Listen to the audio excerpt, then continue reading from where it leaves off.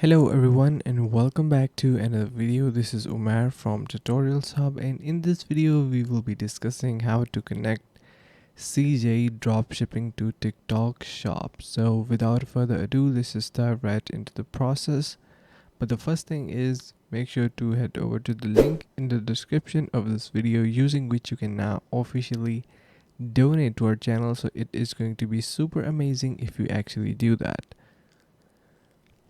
So here, as you can see, we have a couple of steps to simply connect CJ dropshipping to TikTok. And the first thing is authorize your store. So basically authorization is super amazing. It is really swift in CJ dropshipping. What you can do is simply authorize using sign up and log into your account and verify your email address, your phone number.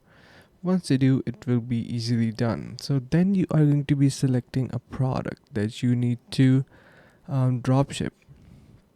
Like for example, we are going to be clicking on list now and then check the product status in your store, and you can see it is now authorizing and then list products, as you can see in this screenshot here. So this is the product, and we are going to be listing that using all of these details. Once we do, you can see our product status. We are going to be heading over to TikTok products and manage products. And yeah, so basically that is pretty much it for this process, and that's how you can list it.